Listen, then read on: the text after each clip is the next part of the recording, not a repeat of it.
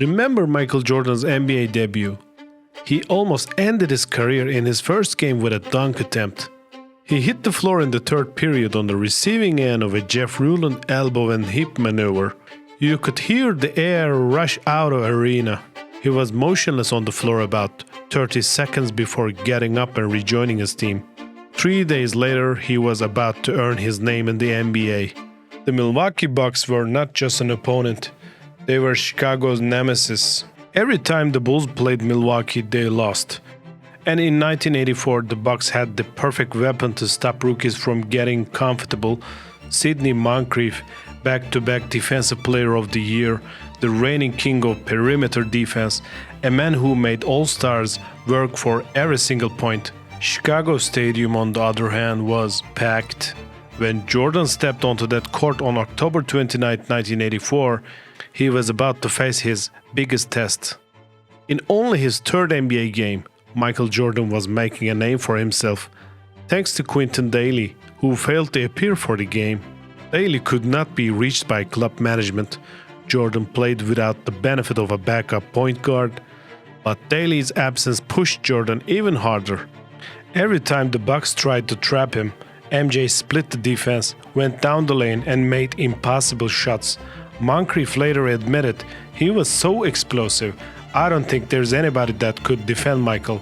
This was the moment, the exact moment Sidney Moncrief, the best defender in the NBA, realized he was watching greatness.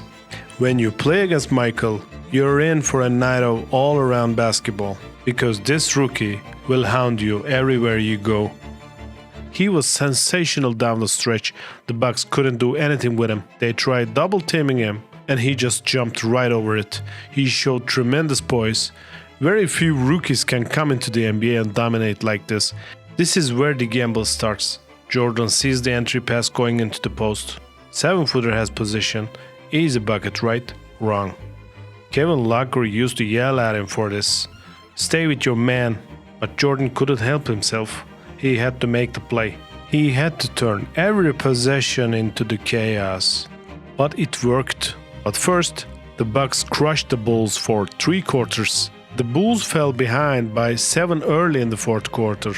The Bulls coach Kevin Loughery had enough and said, "Jordan, take the ball, penetrate and score, or pass to the open man." If he had to do it single-handedly, Jordan was going to make the Bulls a winner. He made all the big plays and brought the Bulls back. One step. That is the difference between Michael Jordan and everyone else.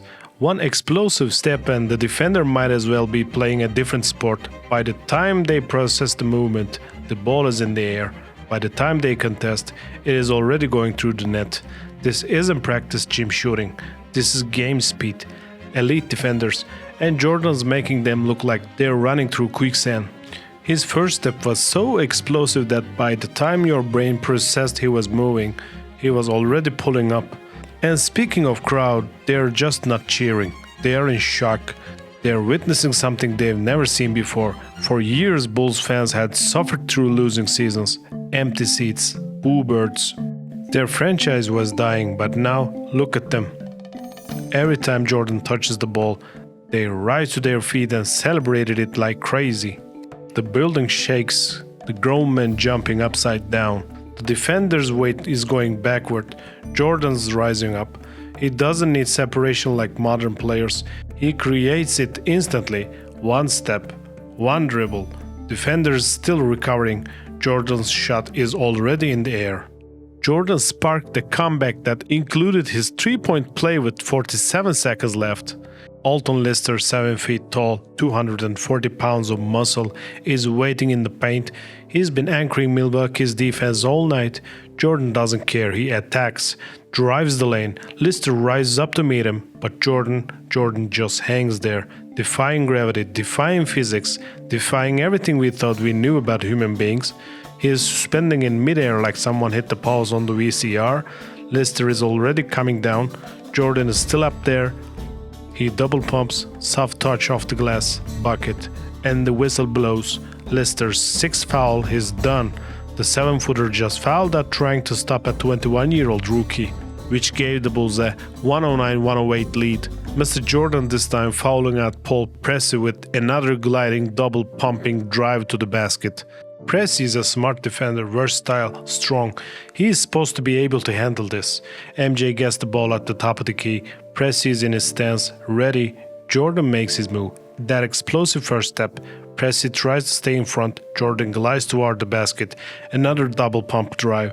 Another moment of aerial artistry. The ball's going up. Pressey has no choice. He fouls hard. Whistle blows. Pressey's sixth foul. He's done.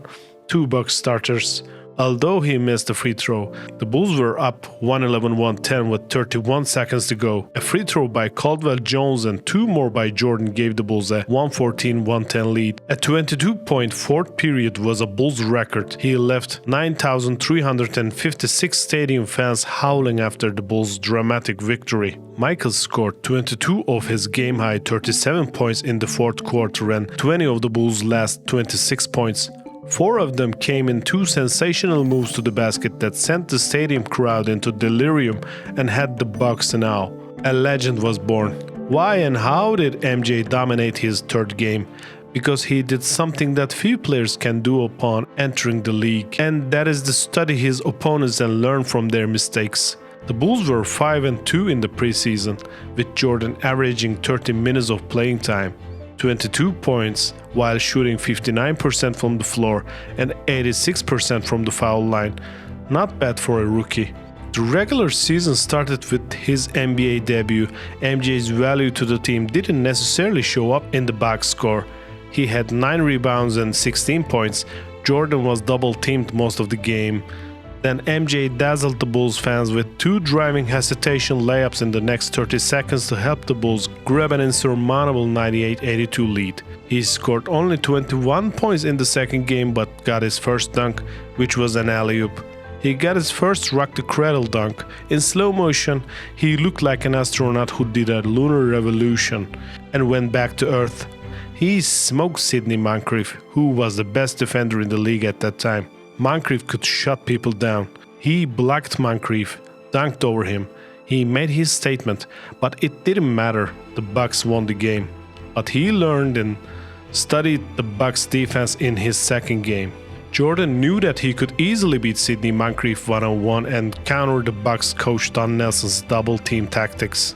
Back to the third game, Michael told Kevin Lockery he could take advantage of it by beating Moncrief to the hoop in the fourth quarter. He noticed that when the Bucks were double-teaming him, they left a wide-open gap in the lane that he was able to take advantage of. 37 points in his third game. It was his arrival. Jordan said in the post-game interview, "I'm not the superstar of this team and I don't want to overshadow anyone.